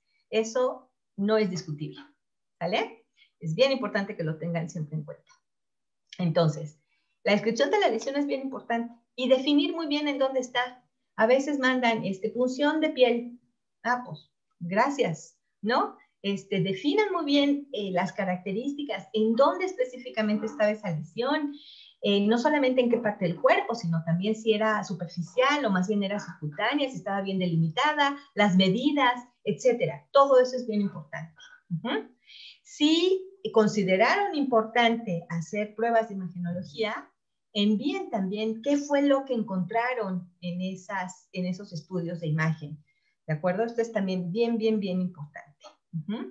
Y algo súper importante, que ahí sí solamente corresponde a cada uno de los médicos tratantes. Ahí sí, pues los patólogos y los patólogos clínicos no podemos hacer mucho al respecto, es el conocimiento general sobre el comportamiento biológico de las neoplasias, ¿sí? Tenemos que saber bien, que conocer los diferentes tipos de tumores y qué es lo que se reporta acerca de esos tumores, ¿sí? En cuanto a la presentación con base en edad, en razas, en localizaciones anatómicas y por supuesto también cómo se comportan normalmente los tumores y el comportamiento biológico que normalmente presenta un tumor. Eso es bien importante que ustedes lo conozcan. Y para eso no nos queda más que leer, leer y leer. Entonces, eso lo tenemos que hacer. ¿Por qué? Porque si no, es muy fácil que nos digan cuentos en un resultado y que nos quedemos ya como muy conformes. Pero si nosotros conocemos realmente el comportamiento de los tumores, va a ser muy difícil que nos vengan con un cuento de que una lesión que diagnosticaron se trata de algo con lo que nosotros no estamos de acuerdo. Y vamos a tener, ¿sí?, el conocimiento y ahora sí que los pelos en la mano para decir, a ver, no estoy de acuerdo, quiero una segunda opinión, que se vale siempre, tanto en la citología como en la histopatología, se vale solicitar segundas opiniones. Eso tampoco lo olviden, ténganlo siempre presente. Muy bien. Entonces, ya acordamos que se trata de una neoplasia. Y también va a ser importante poder determinar qué tipo de tumor es. ¿Y eso cómo lo podemos saber? ¿Sí? Pues eso lo vamos a basar en la morfología de las células y también en la manera en la que se acomodan, en la manera en la que se arreglan, si están o no unidas, si son células cohesivas o discohesivas. Todo eso nos va a ayudar a definir si las células neoplásicas que estoy observando en mi citología son epiteliales, cuando son células normalmente poligonales y que van a estar unidas. ¿Sí? Las células epiteliales pueden en los tumores malignos llegar a, como cambia muchísimo toda la normalidad, ¿no?, de las células neoplásicas, o sea, cambia conforme al tejido normal, a veces podemos verlas sueltas, ¿sí? Pero las características de las células también nos van a estar orientando a que se trata de un tumor epitelial. Aunque algunas estén sueltas, muchas veces vamos a encontrar otras que sí van a estar agrupadas, pero agrupadas cohesivas, ¿sí? Y muchas veces, sobre todo cuando son de origen glandular, pues llegan a estar formando túbulos o papilas, ¿sí? Entonces, esto nos va a ayudar a definir que se trata de un tumor de origen epitelial. El otro tipo que debemos también definir si se trata o no es un tumor mesenquimatoso.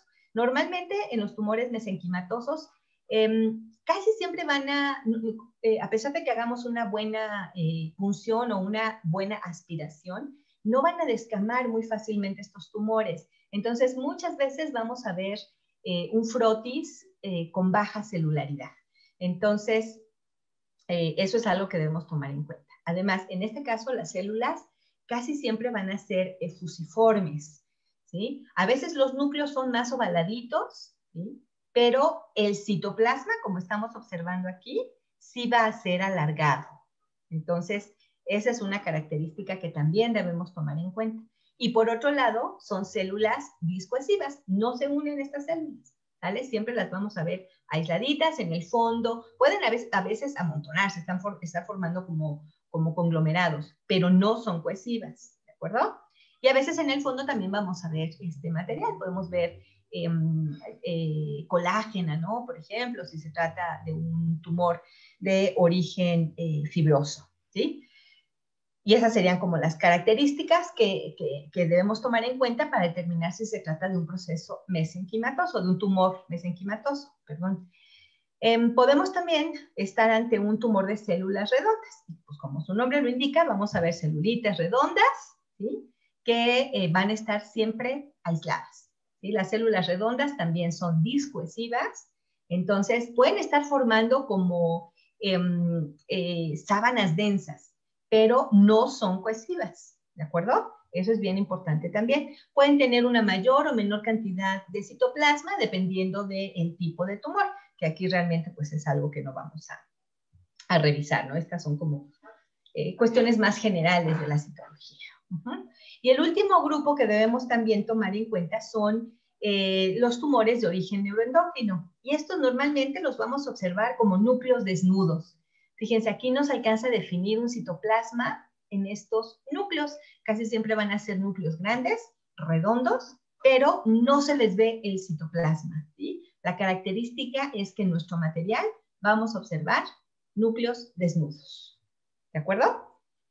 Muy bien. Ahora, ya definimos si es epitelial, mesenquimatoso, de células redondas, o si lo que estamos viendo son núcleos desnudos.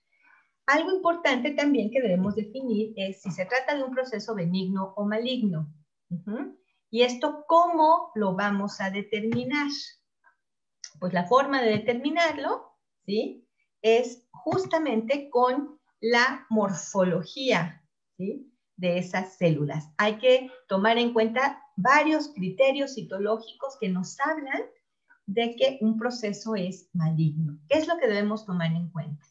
La relación núcleo-citoplasma, ¿de acuerdo? Normalmente, en una lesión maligna se va a perder esta proporción de la cantidad de citoplasma con respecto al tamaño del núcleo.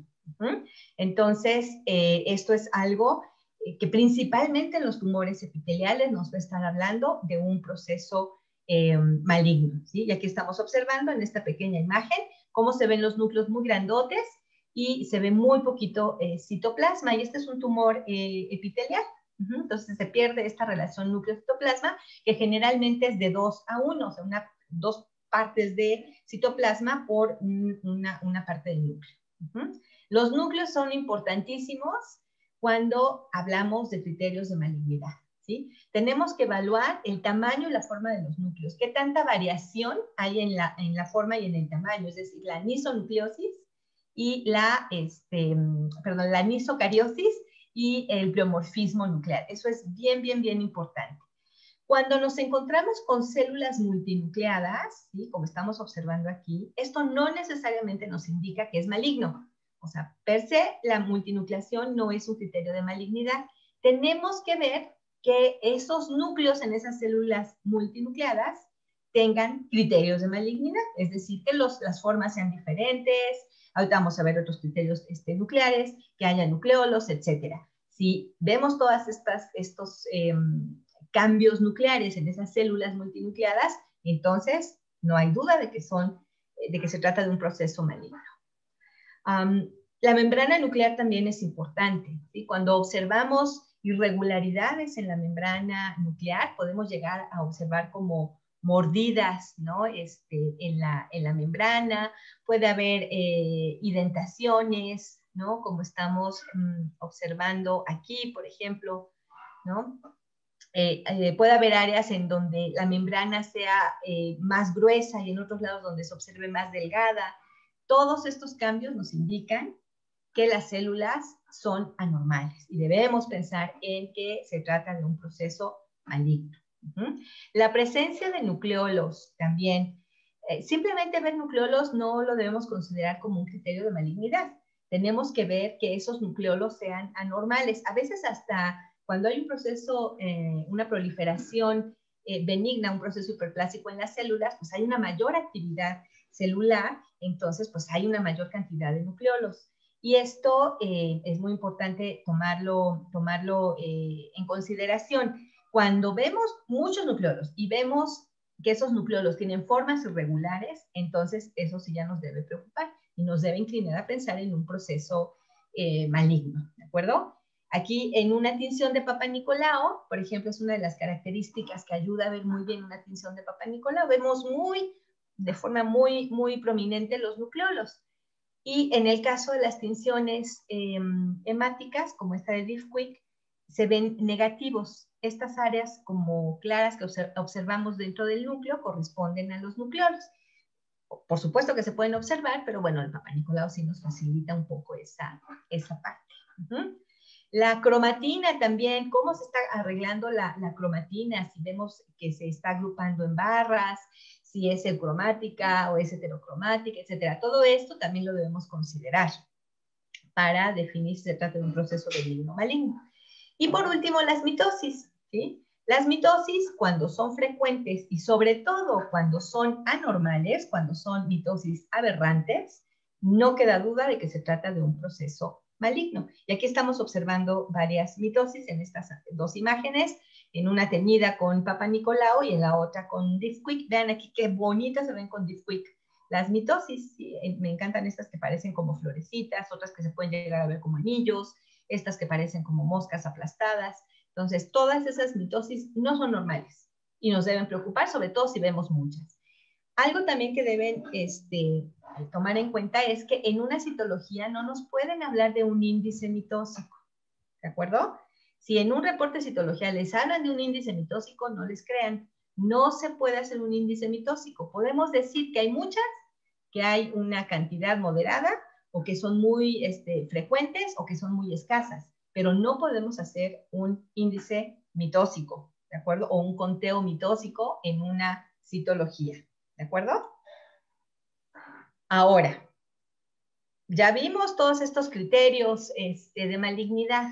Ajá, y esto es importante, es muy importante tomarlo en cuenta y es muy importante si se los reportan en el estudio citológico, si enviaron su muestra a un laboratorio. Pero ¿sí? Hay varias cosas que debemos tomar en cuenta. Algunas neoplasias no presentan criterios de malignidad, pero sí se sabe que son tumores agresivos.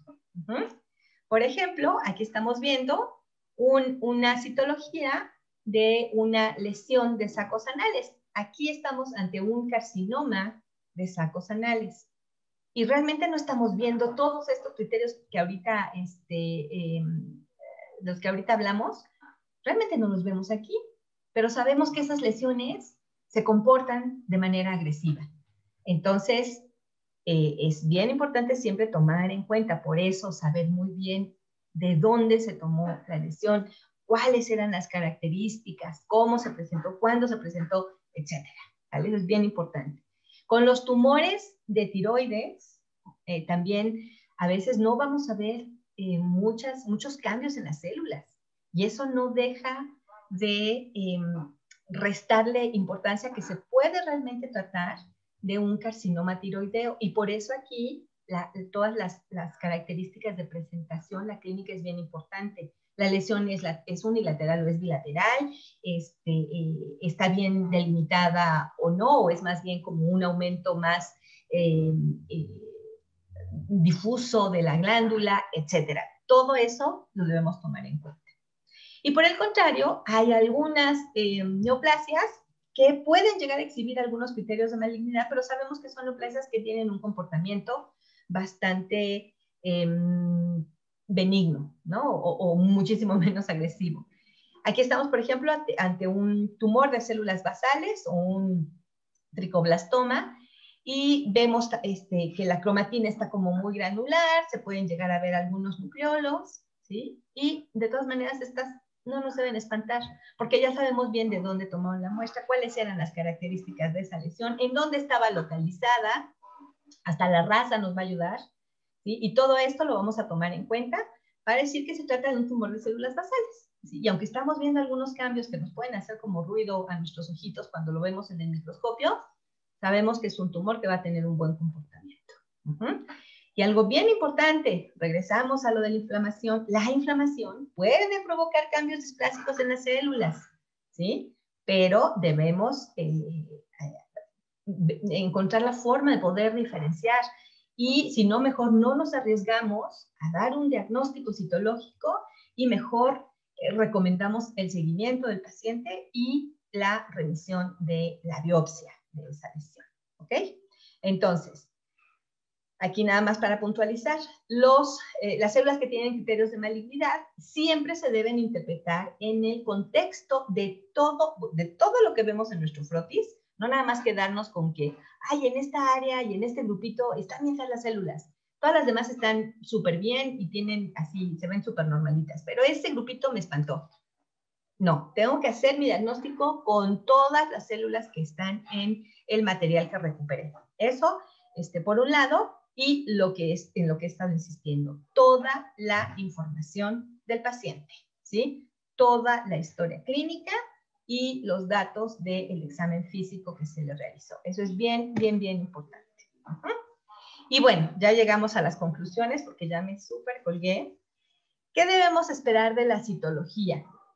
Bueno, ya vimos que la citología tiene muchísimas ventajas, ¿sí? Por supuesto que también hay desventajas, como toda prueba de diagnóstico, también no podemos pensar que es la panacea y nos va a resolver la vida, pero bueno, sí es una muy buena herramienta de diagnóstico. Y las ventajas son que podemos, de una lesión, cuando es grande o a lo mejor no me convenció el material que recuperé, ya una vez que hice mi tinción rápida, lo observé en el microscopio, tengo allá a mi paciente y puedo volver a funcionar. Puedo hacer tantas funciones como considere necesarias de una lesión y no le va a pasar absolutamente nada al paciente. Obviamente tenemos siempre que considerar la localización de las lesiones, porque bueno, sí podríamos llegar a provocar algún efecto en el paciente si no lo tranquilizamos o lo anestesiamos con algunas lesiones en algunas localizaciones que pueden implicar un riesgo para nuestro paciente. Lo podemos hacer sin hospitalización, así como llegó nuestro paciente, le tomamos las muestras y ya.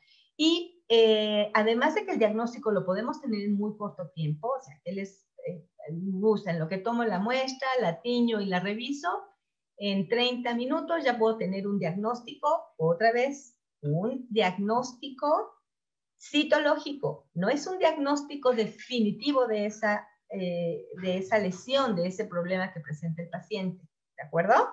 Pero pues ya tengo una orientación mucho más clara para saber ahora qué pasos debo seguir, ¿sale? Además, como es una técnica muy rápida y que requiere muy poco material, ustedes ya vieron lo que requerimos, pues es de muy bajo costo. Esa también es una enorme ventaja. Y en comparación con la biopsia, ¿sí? Pues normalmente no la vamos a poder repetir. Una vez que tomamos la biopsia, pues ya se tomó y con ese material tenemos que hacer todas las pruebas que se requieran para poder hacer el diagnóstico. Normalmente se requiere hospitalización, y si no hospitalización, pues sí por lo menos un periodo ahí en el quirúrgico, ¿no? Para la anestesia y la recuperación de la anestesia, etc. Y el diagnóstico, considerando el tiempo de fijación y de procesamiento del tejido y la observación, pues no menos de 48 horas, ¿sí? Para poder hacer el diagnóstico histopatológico. Sin embargo, recuerden, siempre se debe realizar el estudio histopatológico. En el estudio citológico estamos viendo células aisladas, ¿sí? No estamos viendo todo el contexto del tejido, y eso es súper importante para tener un diagnóstico definitivo de una lesión. ¿Y por qué? Bueno, ahorita vamos a pasar a eso. Entonces, la interpretación de las muestras citológicas siempre va a representar un reto, ¿sí? ¿Por qué? Porque en el mismo frotis estamos viendo una gran variedad de células que pueden tener diferentes estirpes, ¿sí? Y también otros elementos como restos celulares, microorganismos, algunas que pueden ser partículas contaminantes, con las que probablemente no estemos muy familiarizados y que podamos confundir con algún microorganismo o con algún otro elemento que pensemos que puede estar relacionado con esa lesión.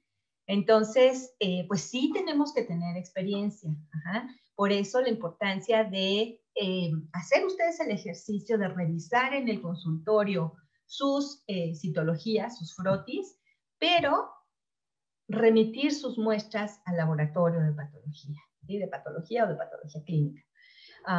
Es muy importante la revisión del patólogo. Y aquí deben ustedes siempre, además de que la descripción debe ser coherente con el diagnóstico citológico que les emitan, deben generalmente decirles, bueno, yo considero que no se puede dar un diagnóstico definitivo en un estudio citológico. Entonces, digo, hay casos en los que un mastocitoma es un mastocitoma, sin embargo, no lo puedo estadificar, ¿sí? Pero sí puedo decir que se trata de un mastocitoma, y eso, bueno, pues ya es un diagnóstico. Sin embargo, de todas formas se requiere el estudio histopatológico, ¿sí? Para justamente poder hacer el estadiaje de esa lesión. Sin histología no hay manera de poder hacer el estadio, de poder definir el estadio de un tumor. Bueno, lo que les comentaba es, podemos hacer, en el comentario podemos decir qué diagnósticos diferenciales entrarían con base en lo que observé en la citología y en toda la información clínica con la que remitieron el caso. Y eso, pues bueno, ya también va a ser de gran ayuda para que ustedes puedan tomar todas las decisiones terapéuticas adecuadas. También muchas veces debemos recomendar que se mantenga en observación al paciente. Si se tratan de lesiones en glándula mamaria, aunque no veamos criterios así muy francos de malignidad, de todas maneras tenemos que recomendar que se quite ese tumor, así sea chiquito y nos hayan dicho que está muy bien delimitado. Recuerden que los tumores de glándula mamaria tienen capacidad de transformación maligna. Entonces, entre más pronto se quite, mejor le va a ir a esa paciente. Entonces, Sí, hay que observar a los pacientes, pero dependiendo de la lesión, de la localización, pues mejor recomendar la decisión, ¿no? Como en el caso de la glándula mamaria. Si en un laboratorio les empiezan a recomendar tratamientos o les empiezan a decir que les van a dar los datos de un excelente clínico para que vaya, no le tengan confianza. Eso no es ético, ¿sí? Nunca en un laboratorio de patología, en un reporte de un resultado citológico ni histológico, se debe recomendar el tratamiento. El tratamiento lo establece el clínico, ¿sí? Lo establecen ustedes con toda la información y con todo el conocimiento que ustedes tienen para hacer eso. Un patólogo no lo debe hacer. Por mucha experiencia que tenga en muchas cosas, no lo debe hacer. ¿De acuerdo? Ahora, ¿por qué la histopatología? Bueno, es la única manera de saber si estamos ante un tumor maligno. Es la única forma de saber si esas células ya se metieron a los vasos linfáticos o a los vasos sanguíneos. Y esto cambia completamente el pronóstico de ese paciente, porque es muy probable que más adelante presente ya metástasis, tumores secundarios en algún órgano distante. Entonces, esto nunca lo vamos a poder ver en la citología, ¿sí? Por eso es muy importante siempre el estudio histopatológico para definir si hay o no permeación vascular. Y la revisión de bordes quirúrgicos. También es bien importante. Cuando hagan ustedes resección de masas tisulares, envíen la pieza completa al laboratorio de patología, porque ahí van a poder hacer toda la descripción, van a poder marcar todos los bordes y van a poder entregarles un diagnóstico adecuado. Si ustedes mandan nada más pedacitos porque era muy grande, pensando que pues me van a cobrar menos si está chiquita, no. Lo que ustedes necesitan es un buen diagnóstico, y para que nosotros patólogos les demos un buen diagnóstico necesitamos ver la pieza completa, ¿de acuerdo? Entonces, esta parte también es bien importante.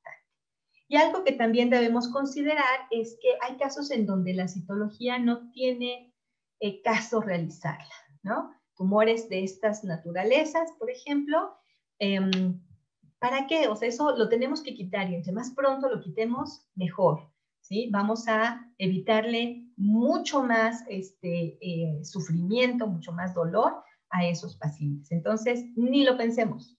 Vámonos al quirófano inmediatamente.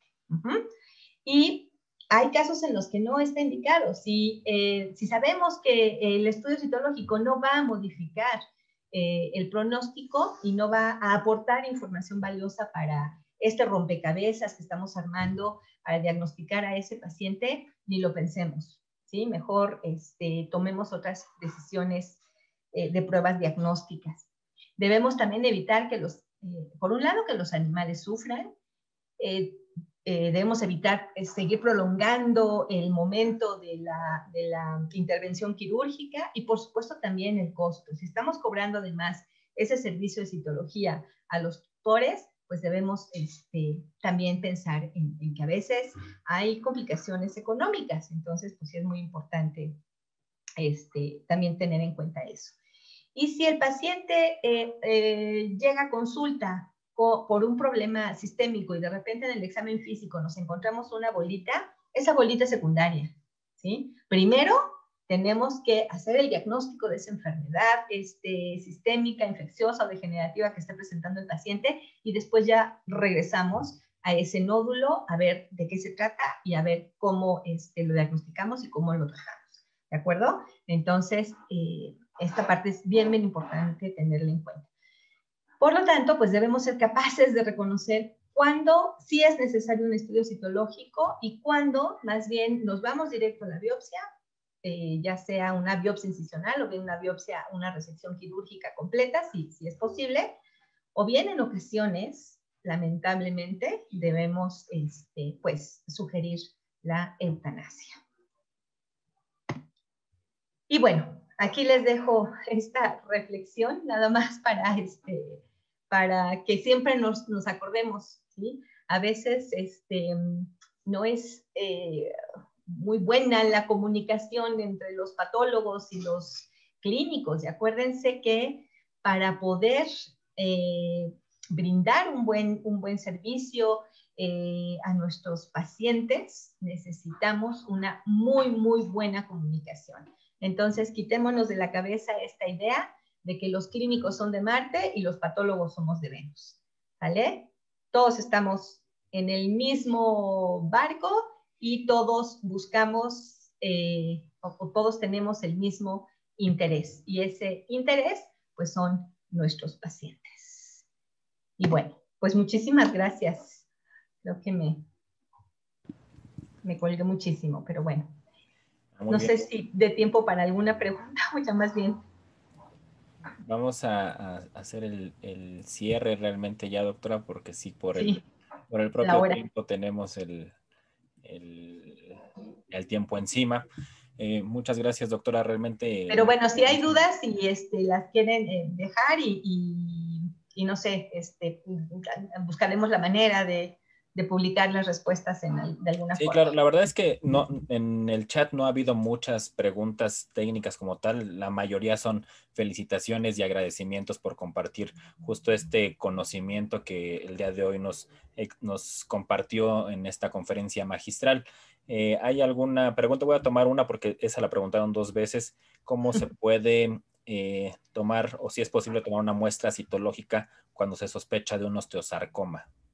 Sí, por supuesto, sí. Ahí es muy importante contar con la placa radiográfica previa, porque esto nos va a permitir saber si realmente está involucrado el hueso y la imagen radiográfica de un tumor de hueso es muy característica.